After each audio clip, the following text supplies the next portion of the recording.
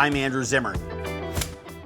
And today we're going to learn how to chiffonade and julienne.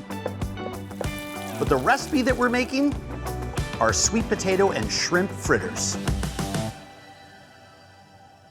A classic Vietnamese street food, also found in other countries surrounding it as far south as the Philippines and in neighboring countries like Cambodia, Laos, and Thailand. I'm really excited about this one, so let's get started. Okay, I'm going to add my dry ingredients into this bowl just to get them out of the way. I have ice water that will activate it into a batter, but this is rice flour, cornstarch, some turmeric, and ground white pepper. I'm gonna add a little bit of salt, and we're gonna hold on our ice water, which we're gonna whisk and fold into a batter, which starts with tiny little dried shrimp. These will get all fried and crispy. These are small, salted little shrimp.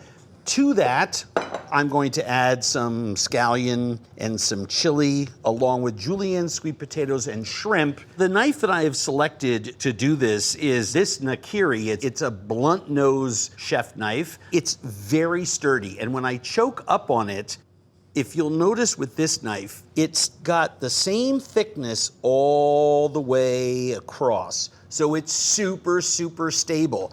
I am cutting by hand a very hard, crispy sweet potato. I don't want the knife to turn or slip. I want to use this all-purpose vegetable knife. That's what this knife is so good for. So first things first, I want to put some scallions into our batter. I am putting the nose of my knife on the board and holding my finger in the traditional claw pattern with my thumb back, my knuckles as my guide, and this finger tucked way back. I want all of that. It's gonna be delicious in these fritters. I have 2 red Thai chilies that are very spicy. I'm actually gonna use those. I'm gonna put those into the batter as well. If you can't find fresh Thai chilies, there's always a Serrano chili available in every single supermarket in America. And they are beautifully stunning and have about the same heat. First thing that I wanna do, and yes, these are washed and dried, and I like the skin on them because I love the flavor of the fried skin. Cutting through something that's 5 inches long, top to bottom, is more dangerous than cutting something that's 2.5 inches. So I am going to cut this in, I don't know, that looks like a pretty good 1/8 of an inch slice. It's small for a baton. It's at the outer edge of thickness to be a julienne. And then what we want to do is we want to make sure that we don't have discoloration and starch issues. I'm gonna put them right into ice water to firm up. And this, to me, for this fritter is sort of the perfect length and size. And I love using this knife because it is uniform in size. And if you notice, I'm pushing straight down. I can get the identical cut every time. And this is so stable, both because of my knife choice and the way I've portioned the pieces of sweet potato that I'm cutting. Sweet potatoes are starchy and they have sugars in them. Ice water gets them nice and crispy. It allows them to fry better. And it also gets rid of any excess starch. We have plenty of starch right here with the rice flour and cornstarch. Let's get to work on these. Shrimp. This shrimp is really big. This is a U16. Under 16 to a pound, right? I don't want to put whole shrimp to a fritter.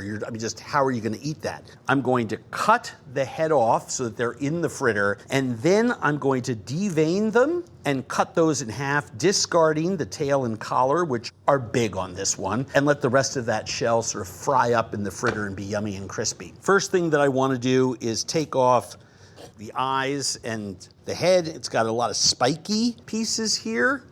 I don't want someone to bite into that. All the head fat and the yummy stuff is in there. So I want this piece to go into my fritter, and I'm just gonna repeat that with everything. I'm gonna use this same knife because it's perfect for it, nice and safe. Then this section has both meat on one side and all of that incredible head fat. That's gonna be the best bite on the fritter. So now I have 6 or 7 shrimp and I need to peel and devein them. It's a really, really simple job. I start around one side, always going from leg side first. Then the thickest piece of shell that's on the shrimp is this collar right here. It's thicker than the other pieces of shell here. The tail is very feathery. And so I just have to be very intentional. And let's see if these will pee-wee out. They do. Just give them a little jiggle and you'll get that beautiful tail meat. And at this point, all I need to do is make a cut around there. And you can see I even got the vein to come all the way out. And if you pull straight, you will get all of that objectionable piece. There's another way to do this, equally as preferable. Slide one piece of your kitchen shears in between the flesh and the shell and just peel. Super, super easy just to spread this and take that vein out. Why is that black vein a sign of quality? Because it shows me that this shrimp was really eating food. And now, I'm just gonna gently chop these because they are big meats. We're gonna add this to this mixture, give those a toss so they don't stick together. All right, I wanna put my large julienne of potato onto a towel to drip dry.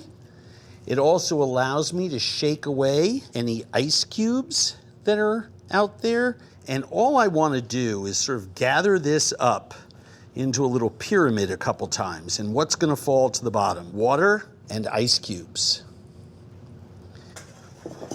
I want to combine my starches and my dry seasonings evenly.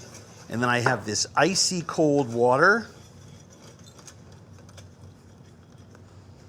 I'm not making Swedish pancakes. I don't want it too thin. What we do is you just combine this. Now, we just want this batter to be the glue that holds this together. So I'm just gonna put the whole kit and caboodle in there. You wanna make sure that your batter and your ingredients are used in proportion to each other. And I'm just gonna slide that baby in. I just wanna make sure I get enough shrimp and batter and all those other goodies on this one. I will fry 3 at a time.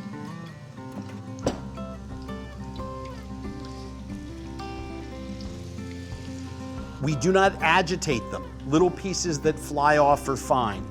These will take about 4 or 5 minutes to cook. They'll come out in little clumps. There'll be lots of little extra crispy bits. They're great for you to snack on. Now, we cook with our ears as much as any other sense. The quieting in that oil is the fact that moisture, which is what's making all that bubbling noise, is 75–80% evaporated. So as it quiets down is your sign that these are probably ready to come out.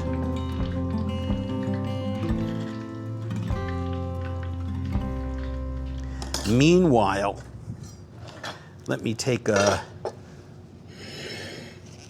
standard knife, never cut into your hand, rotate this. These beautiful big outer leaves are the ones that I want. Shiso leaves. All I do is I cluster these around. I don't want you to yank out a big leaf. And I'm just gonna do a casual 1/8 of an inch chiffonade. This might be my favorite herb, Thai basil. And I am just going to cut these into chiffonade by rolling them. And again, same thing. And I'm actually gonna leave these mint sprigs whole and let people take little tips of mint.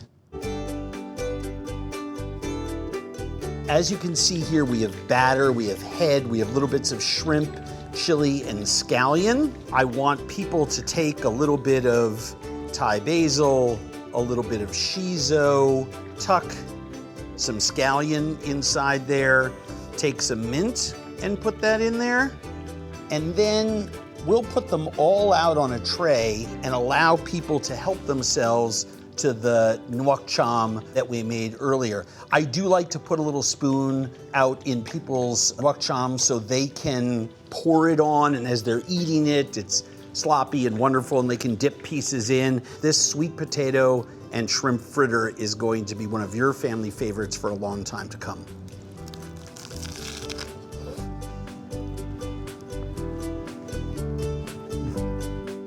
The reason we love using proper technique and the right knife in tandem together, your recipes will turn out better, it's safer, and your food's gonna taste better.